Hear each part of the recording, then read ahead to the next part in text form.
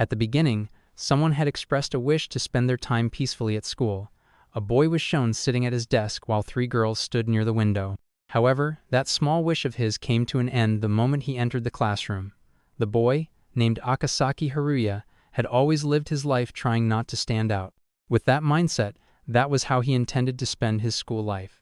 As the day began, a classmate reminded everyone that they needed to hand in their assignment notebooks and asked for them to be passed forward. A group of girls had turned to Akasaki and politely asked him for his notebook. He had responded with a simple murmur and handed it over. The girl thanked him, then turned back to her friend and casually changed the topic, asking if she had watched television the previous day. Her friend had replied that she had indeed watched it.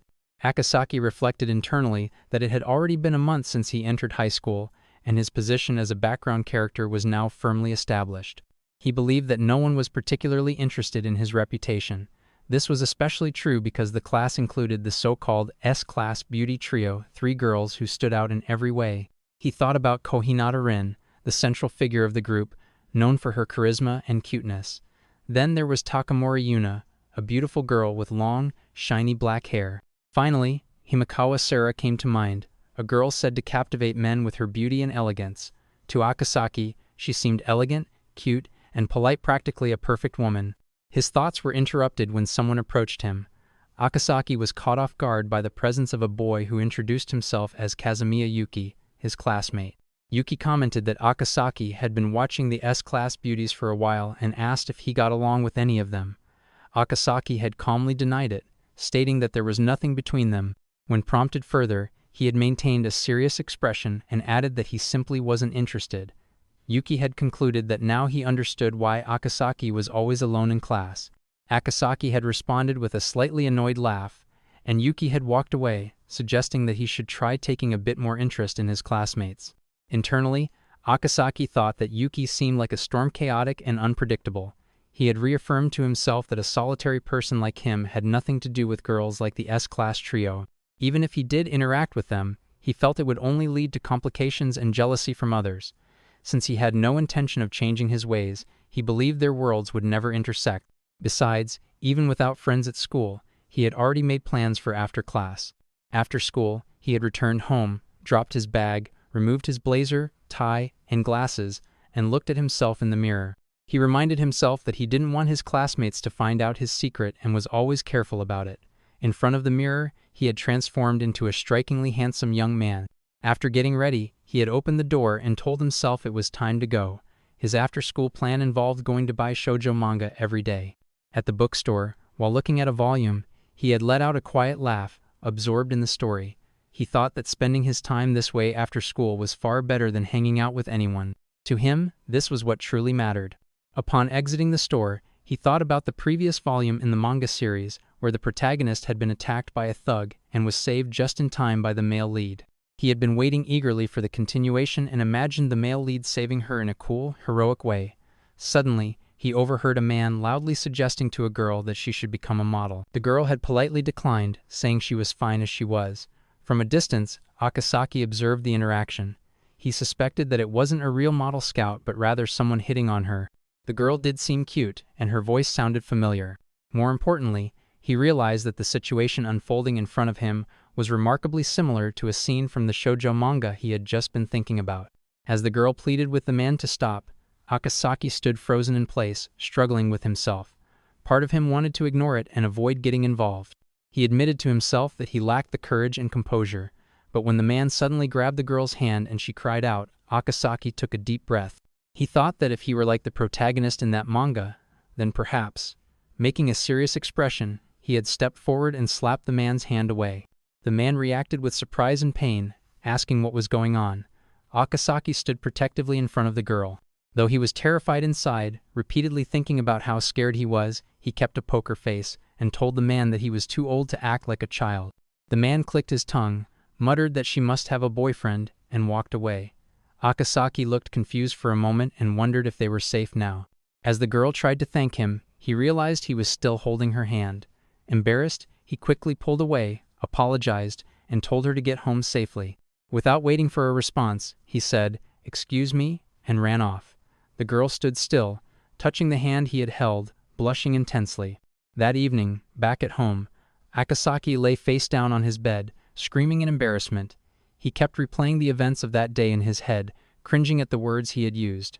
He told himself he would never normally say something so corny. He felt overwhelmed with second-hand embarrassment and wanted to disappear.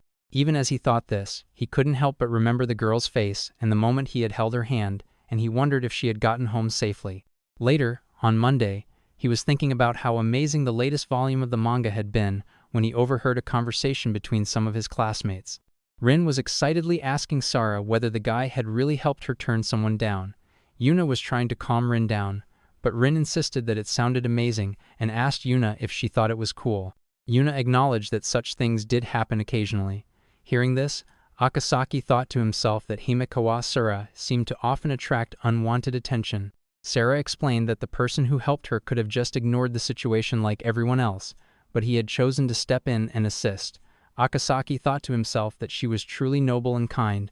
Yuna and Rin eagerly asked Sara if she had asked for the guy's contact information.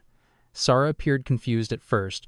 Rin commented that the encounter sounded like fate, while Yuna agreed that it really resembled a scene from a shoujo manga. Sara was stunned, then visibly embarrassed, blushing deeply.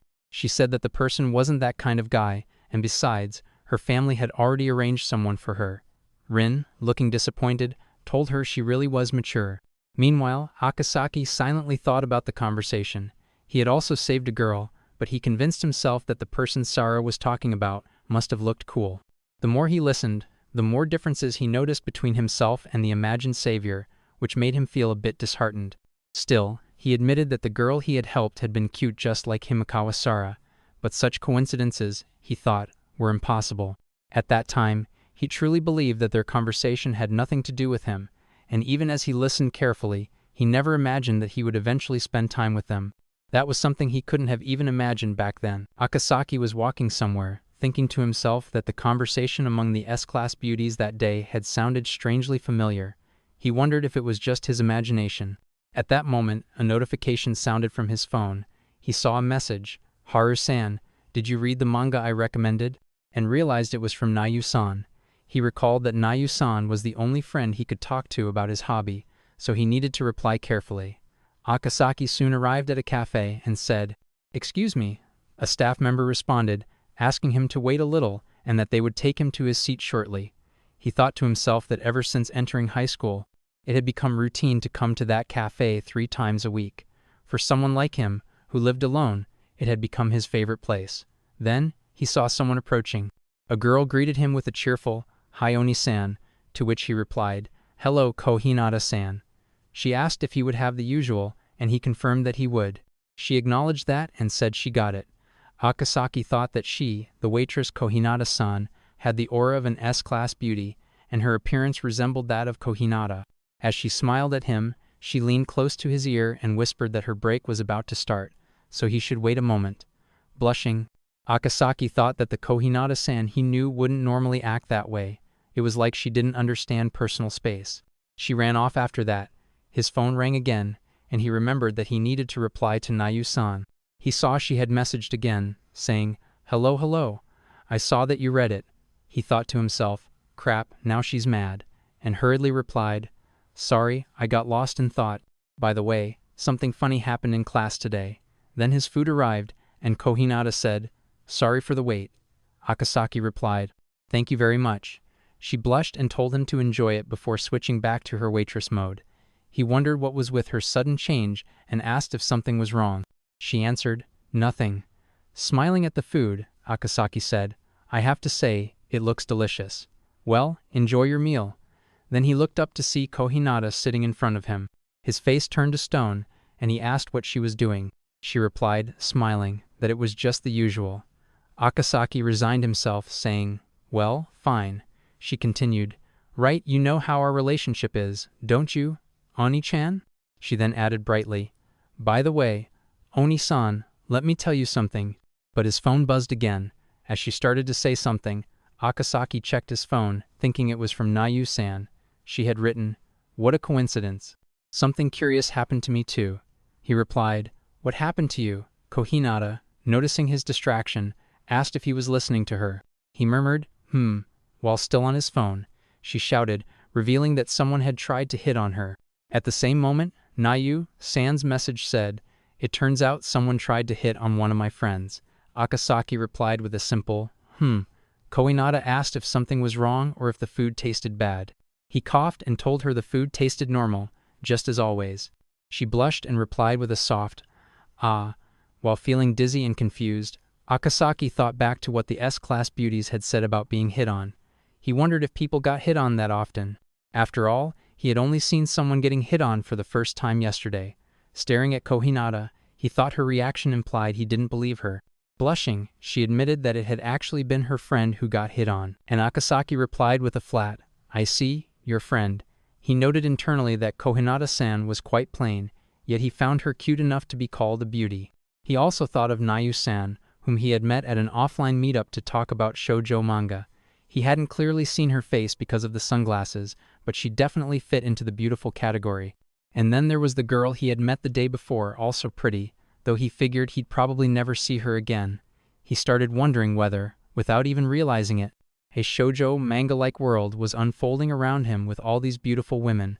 Kohinata interrupted his thoughts, asking if he was listening. Sighing, she said she wanted to hear about his love life. He asked, "Did you say something?" She replied it was nothing. He reflected that, in the case of Nayu-san and Kohinata-san, being hit on must be an everyday matter for beauties.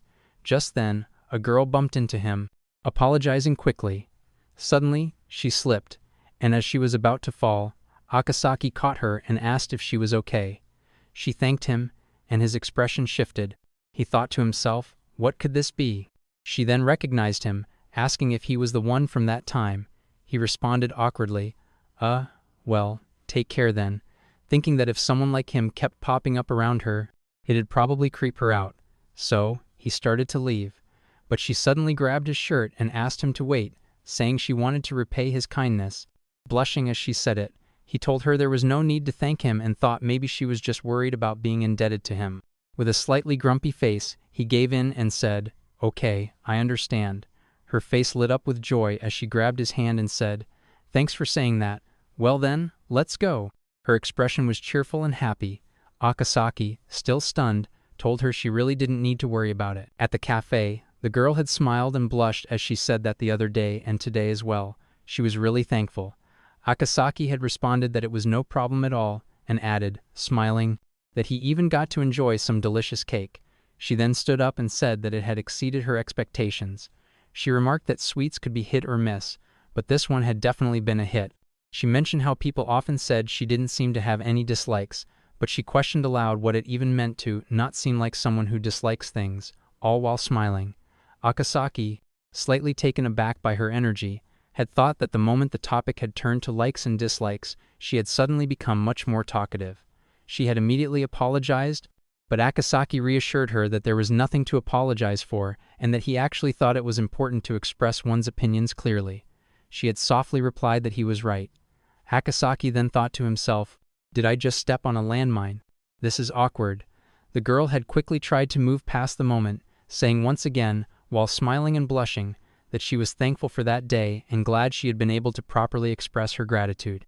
She said, that was it for the day. Akasaki had replied, smiling, "Ah, I see," and then offered, if she didn't mind, to walk her back home. She had seemed stunned and declined, replying that it was fine before saying goodbye and walking off. Akasaki thought that she had seemed flustered and wondered if she found him gross or something. He suspected they might have ended up farther apart than he had thought. His face showed disappointment as he continued thinking that they probably wouldn't meet again anyway.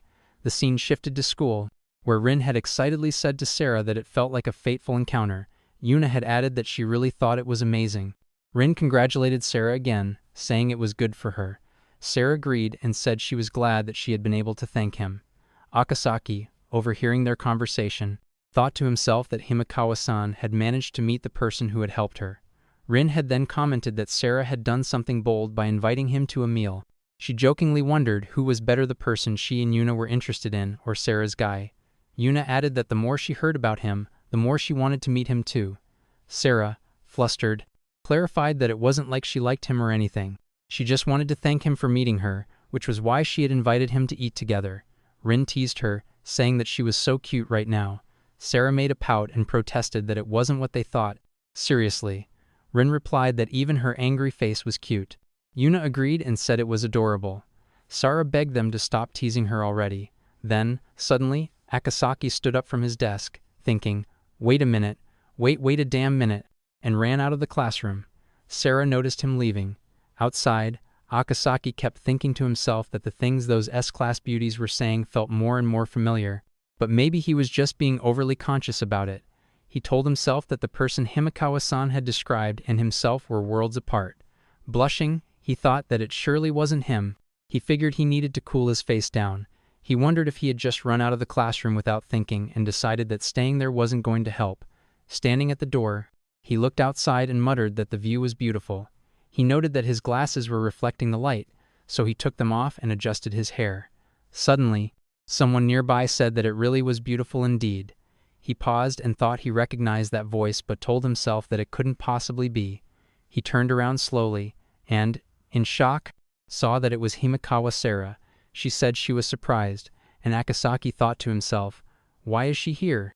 Awkwardly, he let out a soft Sara then commented that apparently, they went to the same school. Sara had expressed her surprise at finding out they attended the same school. Smiling, she mentioned that while their meeting on their last day off had been a coincidence, the fact that they also went to the same school made her happy. Akasaki, meanwhile, had fallen into a stunned internal monologue. He couldn't believe it. The person Himekawa and the others had been talking about was him. He kept telling himself it had to be a joke. Still, he admitted that the things they had said about being saved from someone hitting on her and inviting her savior to a cafe did ring a bell, but he didn't think he was that cool of a guy. His face had gone stiff with disbelief. He then tried to process it. The fact that the person Himekawa had been talking about was actually him didn't even make sense. Because of that one topic of conversation among these S-tier beauties, he thought he had been unintentionally turned into some ideal, handsome guy in his classmates' imaginations.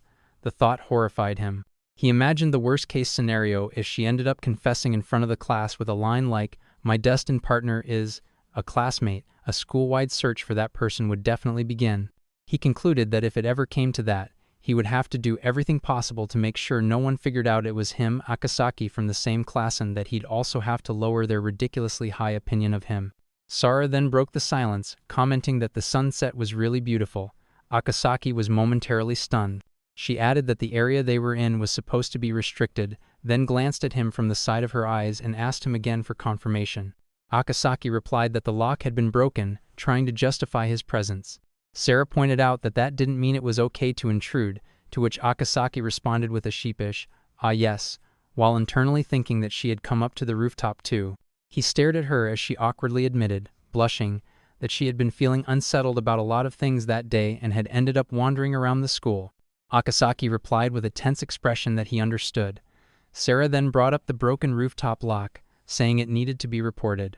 Akasaki, surprised, thought that was true, but he didn't want to lose access to that beautiful view. He asked her if they could just keep it quiet.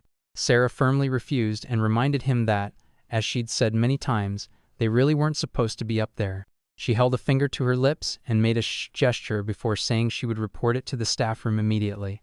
Just as she turned to leave, Akasaki instinctively grabbed her hand and asked her to wait. She turned back to face him, visibly blushing as she saw him holding her hand. Akasaki, holding on gently, pleaded that he would do anything he could if she could please keep quiet about the rooftop. Sara asked if he meant anything, and he replied yes. She then, blushing again, asked if they could exchange contact information. Akasaki readily agreed, saying it was totally fine. Sara, flustered but smiling, thanked him and showed her phone, saying that was her contact info, and asked him to please add her. Akasaki agreed and scanned the QR code, thinking that such a small request was no big deal.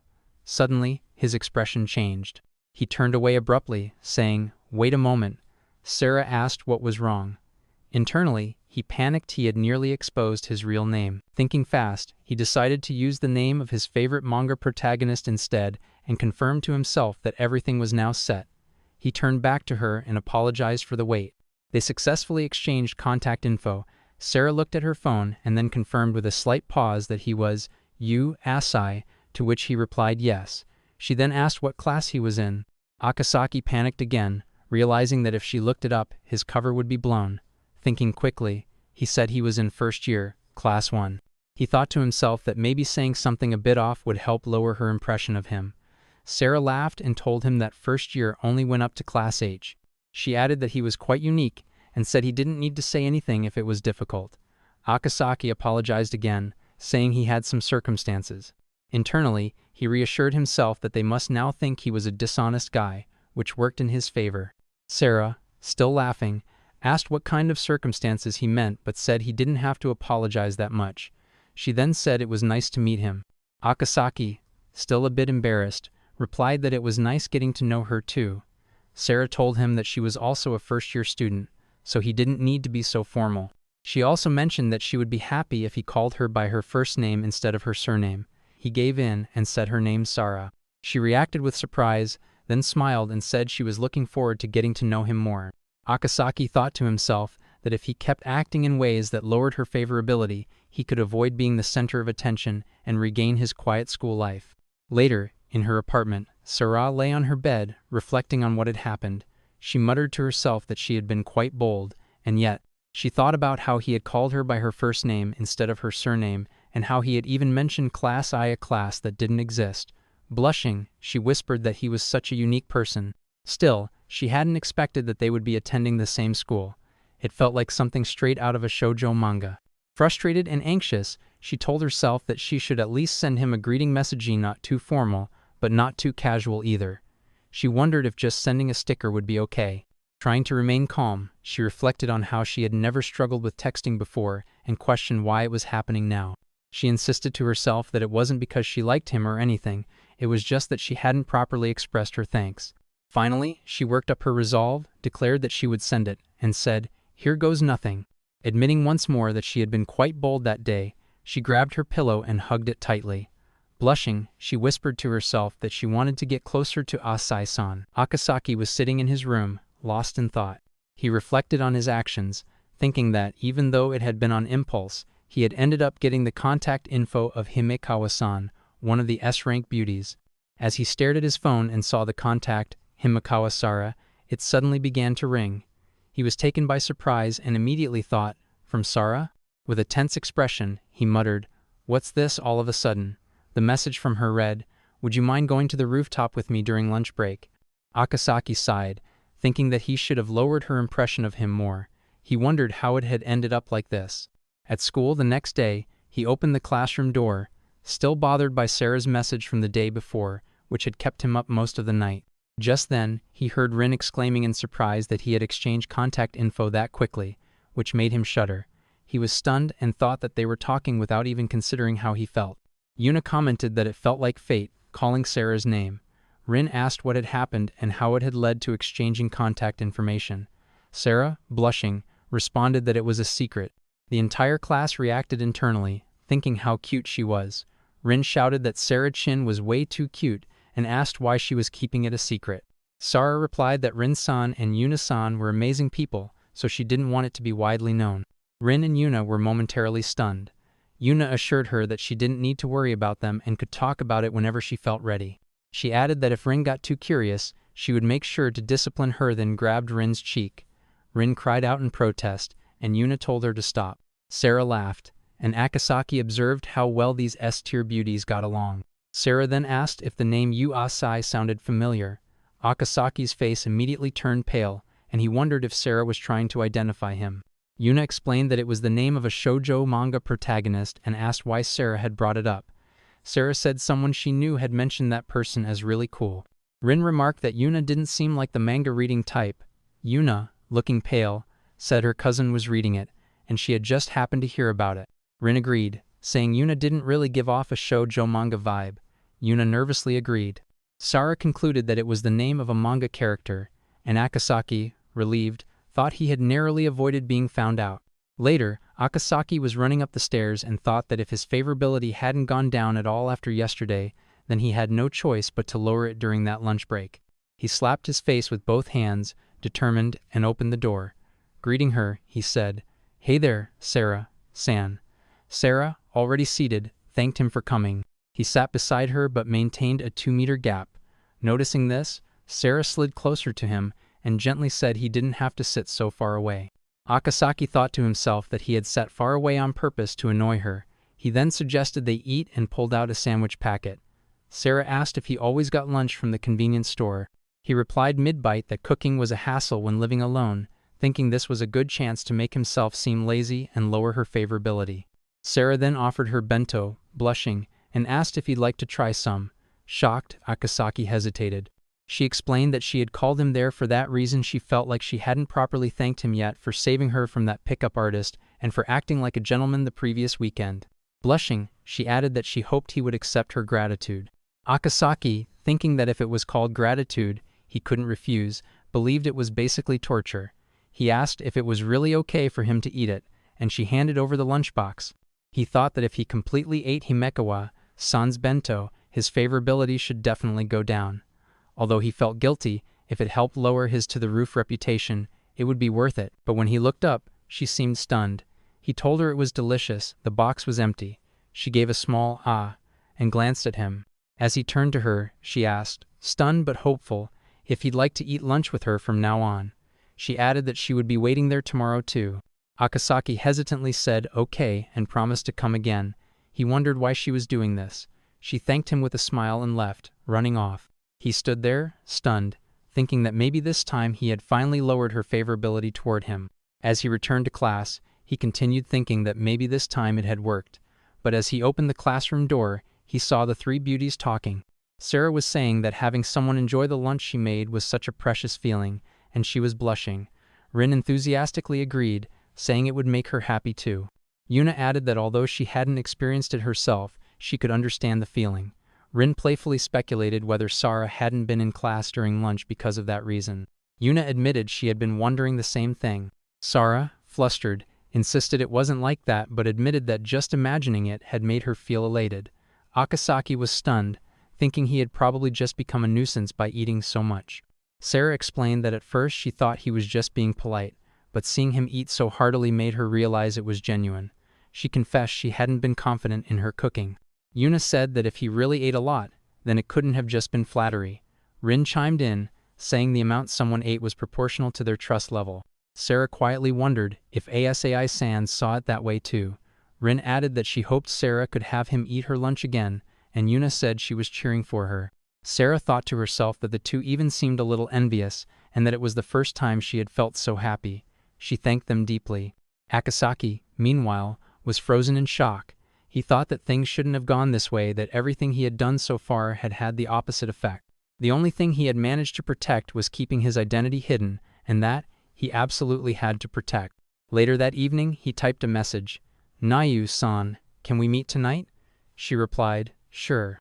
At a cafe, Akasaki looked at her seriously and said, "This is sudden, but can we talk?" Nayu responded with a smirk, "Can I refuse?" Naya questioned him sharply, saying that he had suddenly wanted to meet up in person, and now that she was there, he was getting high praise from the popular girls in class. Did he expect her to do something about it? Was he bragging? He denied it, flustered, and insisted he wasn't bragging. Naya responded with a serious expression, saying that if they spent time together, perhaps they would get to understand each other's true nature. Meanwhile, Akasaki's expression turned gloomy. He wondered to himself, even though Nayu-sen told me to, am I really about to ask her out on a date now? As he walked, anxiety churned in his chest. Ugh, I feel sick from the nerves. How am I getting this nervous just to ask her out? This is all to lower my favorability score. Eventually, he opened a door and saw Sara sitting inside. She smiled and greeted him warmly, saying she didn't expect him to actually come and suggested they hang out that day too. Caught off guard, he stammered, unsure of how to proceed. When she asked him what was wrong, still smiling, he straightened his face and replied that he thought he'd like to get to know her better. Then, he asked if she would like to go on a date with him this weekend. Sara, stunned at first by the word date, gradually broke into a bright, joyful expression and accepted, saying that if he was okay with her, she'd be happy to. On the day of the date, Akasaki covered his face with his hand and reflected on the situation. It was a date planned on someone else's suggestion. While rushing somewhere, he was suddenly shown holding a little girl in his arms as a police officer stood in front of him. Akasaki thought, I'm late for the date and about to get involved with the police. The officer called out to him, confirming his name, Haruya Akasaki. Then the officer pointed out the girl he was holding. Akasaki explained that the child seemed to be lost and he was taking care of her. The officer nodded, saying they'd take care of her now. He noted that she seemed quite attached to Akasaki but reminded him that he had other things to do.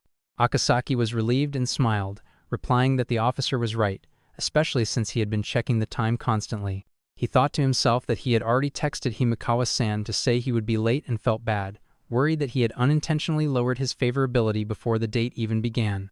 Sara, meanwhile, sat patiently on a bench. When Akasaki arrived, he apologized for being late. She asked him if something had happened. He nervously replied that he had just missed the train. She accepted his explanation without questioning it and asked if he had a plan for the day, still smiling. He confidently said he had everything set and asked her to leave it to him. She replied cheerfully that she would be in his care. Akasaki, reassured, thought that from now on, he would take the lead on the date and try to lower her favorability score. When she asked where they were going, he took her to a ramen shop, followed by a roller skating venue, and then a gun-shooting arcade. Later, they sat in the rest area, exhausted. Sara commented that they had played a lot. Akasaki agreed and internally reflected on the date so far: lunch at a Koya chain restaurant and a full-on challenge at a large entertainment center, and yet he had lost every match. He had given it his all, but felt somewhat pathetic. He worried that maybe she now saw him as incompetent and that his favorability had dropped. However, he noted that Himekawa-san was really athletic. Sara smiled and explained that she was the daughter of the prestigious Himekawa family. Akasaki replied flatly that her family background didn't seem related to her athletic ability and that he didn't think it had anything to do with her being good at sports. Sara was surprised by his response and began to open up. She revealed that her family was conservative and strict, with deep-rooted traditions. As a result, she was expected to be good at both academics and sports. Akasaki thought to himself about how difficult such an environment must be. If it were him, he would have probably rebelled or run away. Even if it was a family policy, it couldn't have been easy on her. He reflected further, realizing that no matter how supportive the environment or how many people cheer you on, in the end, one has to put in the effort themselves. Simply saying, because she's a Himekawa, didn't justify his losses. It didn't sit right with him. He told her sincerely that it wasn't because she was a Himekawa, it was simply because she was amazing. That at least was what he believed. Sara, shocked and blushing, quietly thanked him. Just then, someone called out to Akasaki, "Ah, Haruya." Sara turned and asked if he knew the child who had called out to him. He awkwardly replied that he didn't and told her not to worry about it. The child, however, ran toward them and called out, "Haruya, Haruya." A woman followed close behind, scolding the child not to run off. The girl called her mama and exclaimed that she had found Haruya. The mother looked at Akasaki and asked if he was the one who had taken Mew to the police. Akasaki was stunned and began to panic internally, thinking he was screwed. Sara kept repeating his name in confusion, and he realized that his cover might be blown. He tried to end the date quickly by suggesting they call it a day, but Sara suddenly stopped him and called him by his real name, Akasaki-san. His heart sank as he realized she had found out. Then, to his surprise, she gently pointed out that the reason he was late was because he helped the lost child, didn't he? He admitted that it was true. Sara responded with a smile, saying that he should have just said so. Akasaki was confused and asked, "Huh?" But she continued, saying that it had been an unexpected revelation. But she wasn't mad that he had used a fake name. He apologized, explaining that he had his reasons. He didn't want to stand out in class or cause trouble at school. Sara nodded, saying she understood and reassured him not to worry. Akasaki was stunned by her response. Internally, he prayed desperately. He still couldn't relax. His peaceful school life was on the line. Sara smiled as she turned to leave and cheerfully told him that she'd see him at school. Akasaki sat at his desk, his head lowered, thinking that his name had been exposed during yesterday's date. They had promised to keep it a secret, yet he couldn't shake the uneasy feeling. Suddenly, he heard Rin asking Sara what kind of person her ideal type was. Rin followed up by saying that it should be someone who helped people in trouble but didn't use that as an excuse for being late, someone who hid it. Then Rin commented that Sara seemed to be having fun. Sara responded cheerfully, saying she really was having so much fun. She started talking about something that happened the other day at a big shopping mall. Rin quickly interrupted herself, saying it must have just been her imagination. Akasaki thought that Himekawa-san had mentioned something they had promised not to talk about. He reminded himself that he needed to speak to Himekawa-san during lunch. At that moment, someone announced for everyone to take their seats, declaring that their favorite teacher, Tokoyami-sensei, had arrived. Tokoyami-sensei said it was a bit early, but there was something to be discussed before homeroom. the teacher explained that for the final class of the day, there would be an exchange event with other classes. When a girl asked what an exchange event was, he said he would explain and began writing on the board, "Gather in the gym within the time limit. Change your groups 4 times to interact with other classes. Communicate properly for 3 minutes." He noted that they might end up with someone from their own class during the rotations. The class reacted with surprise, saying they had never interacted with other classes before. The students agreed in unison. One boy pointed out that, from the boys' perspective, their class had S-class beauties, so others would definitely want to be grouped with them. As everyone murmured, Akasaki's expression turned gloomy. He wished for lunchtime to come soon. Later, on the rooftop, Sara addressed him, stammering between names before calling him Akasaki-san. Akasaki asked her why. Even though she knew his was a fake name, she didn't try to find out who he really was. Sara explained that it was because he didn't seem like he wanted her to. Smiling, she added that rather than looking it up herself, she would rather keep learning about him through coincidences. That moment made Akasaki's heart skip a beat. He responded awkwardly, and Sara thanked him, saying everything was thanks to him.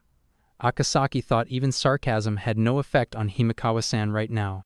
Sara then asked if his class had also heard about the exchange event. He replied vaguely, saying something like, "Sort of," while thinking to himself that they were in the same class. Sara said she was looking forward to it. Akasaki responded nervously with a, "Yeah," while she silently wished she would be matched with him during the exchange.